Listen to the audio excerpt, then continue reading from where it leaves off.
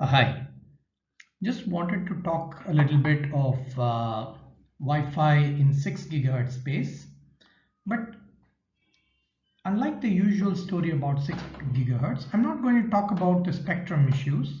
I'm going to talk about some non-spectrum happenings which are being planned in 6 gigahertz by the Wi-Fi community. My name is Shrikant and I'm with NanoCell Networks.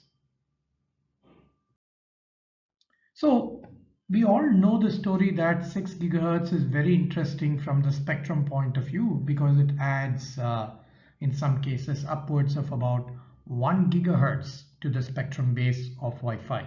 So that advantage is very clear, and maybe the challenges there in getting that spectrum clean and nice is well documented. I want to talk about how the Wi-Fi community is going about how to utilize 6 gigahertz better given some of the lessons from 2.4 and 5. So one of the things amongst the many things which is being attempted is that how do we make network discovery scanning process a much more less cumbersome in terms of not crowding the air.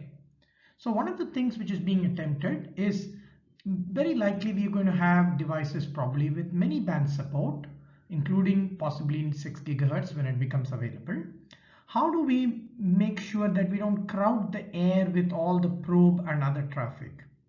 So the idea here is that first of all 6 gigahertz will have only 11 AX, and two is that can we do something like use the fact that being on 2.4 and 5 I will actually be able to discover 6 gigahertz through interactions on 2.4 and 5 and do very limited non-data activity on 6 gigahertz, which is basically if at all I'm going to probe, it's going to be very directed and under some absolutely required cases. So let's see some sample ideas from IEEE.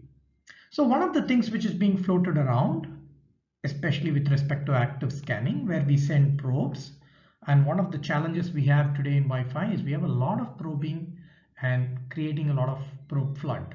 So here is an idea which is very much in the draft where we probe in the 2.4 and 5, and the probing on 2.4 and 5 based on capabilities gives us information about the 6 gigahertz networks, and in more detail, when can one do even a directive probe so that one can quickly get into that network. Okay.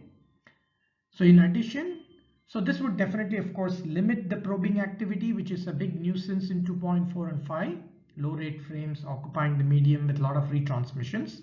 And two, we would not be able to do this indiscriminately. We'll be doing it under conditions where only certain windows are open.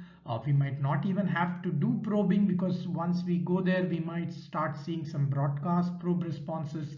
So many such ideas are floating around, but the quick thought here is we will not crowd the air in 6 gigahertz with unnecessary probing happening all over the place. So we'll limit, or rather we'll enable discovery of 6 gigahertz through our scanning activity in 2.4 and 5.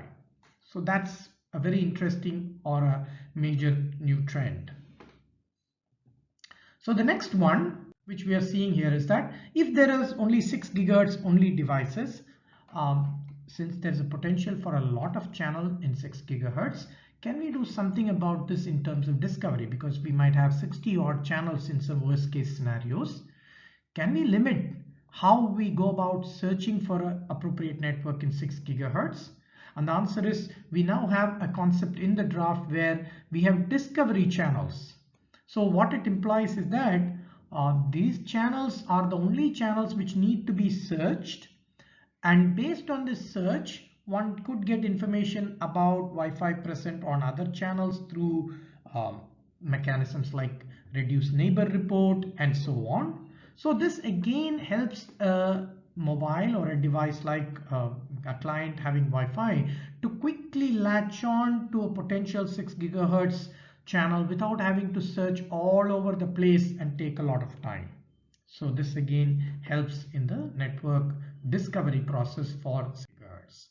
For example, the idea which is currently in the draft is every 8th channel would be nominated as a discovery channel, and as shown by calculations in some IEEE contributions, that basically reduces the scanning activity that we might do for the 6 gigahertz only networks. Remember that if it has combined 2.4, 5 and 6, we even cut down this by finding this information on the 2.4 and 5. Okay, so these are a few ideas floating around like this. There are other interesting ideas. So apart from spectrum, we have these things going on in 6 gigahertz. So for more information, please head on to our website www.nanocellnetworks.com. Thank you.